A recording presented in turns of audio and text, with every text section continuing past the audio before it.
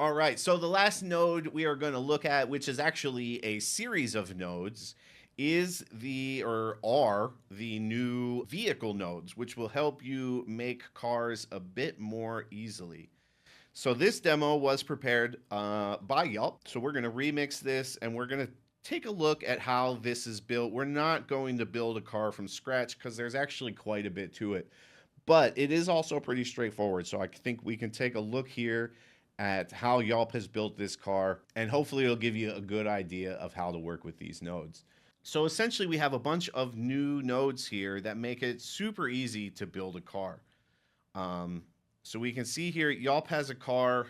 One thing to note about this is he did do a slightly little hacky thing here where he used this cube basically as the main car body to ensure that the car had a nice low center of gravity, because cars do have a pretty low center of gravity, and the car model itself kind of raises that center of gravity up higher than it should be.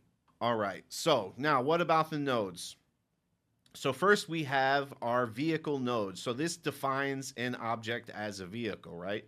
So this is targeted to that cube we were just talking about. And then everything else it gets through links, or we have a few settings here that we can set into the car. But then we have a number of other nodes which set up specific parts of the car. So you can see here we have our engine settings. And right now in this example, obviously Yelp has just set some values here.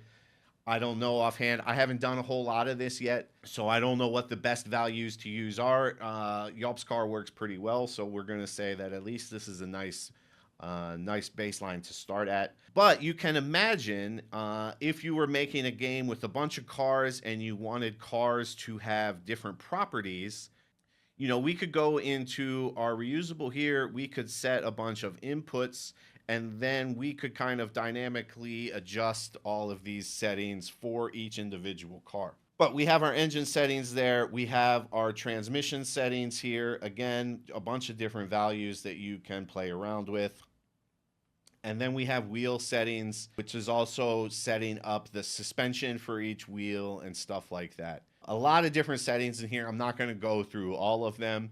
If you want to play around with this, you know, you can play around with these settings, see how they affect the performance of your car. And then essentially we take these four nodes and we attach them to our vehicle. So we have our engine settings, we have our transmission settings, and then we have front and back wheel settings.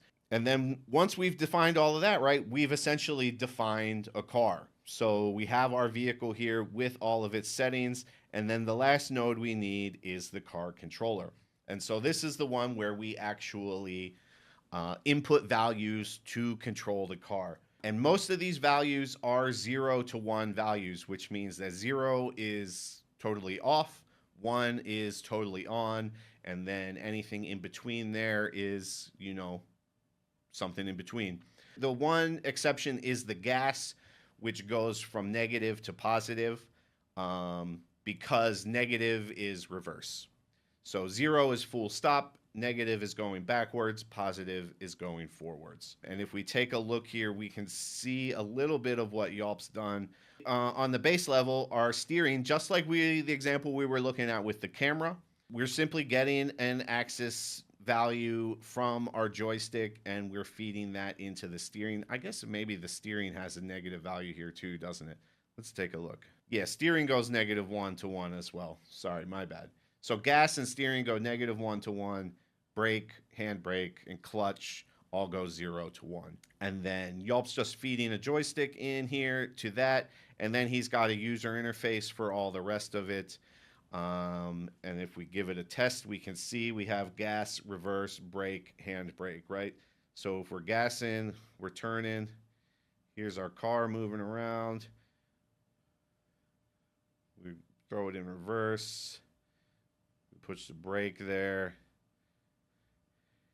And like obviously gas, brake, and reverse are kind of all feeding the same value, right? It's going to the gas pedal essentially. And so that's why Yelp has set up the 2 to 4 decoder here. So the 2 to 4 decoder figures out whether you want to be going backwards, forwards. And then we also have a few here that are also going just directly into the node. So for example, the brake is just setting that brake pedal, I guess, to 1. Yeah. Where's brake on start? Brake on start equals 1. Yeah, brake on end equals 0. But then if you're going gas or reverse, it's going through this 2 to 4 decoder to figure out which one. And then he's also set up a little formula here which lowers the power when you are going backwards, so that you can't go backwards as fast as you can go forwards, right? Because the values go -1 to 1. So if you're reversing at -1, that's basically the same as going forward at full. So that's like pedal to the metal, full blast forward, full blast back. You don't want to go that full blast back, probably. Like most cars can't go as fast backwards as they can go forwards. So he set up a little bit of math there to lower that value when you are going backwards. But again, this is pretty, I mean, for something as complicated as making a car, this seems like crazily straightforward to me. Obviously, there's a lot of settings, there's a lot of stuff we can go in here and do, but it's taken a lot of the work out of it from what we previously had with just the wheel joint.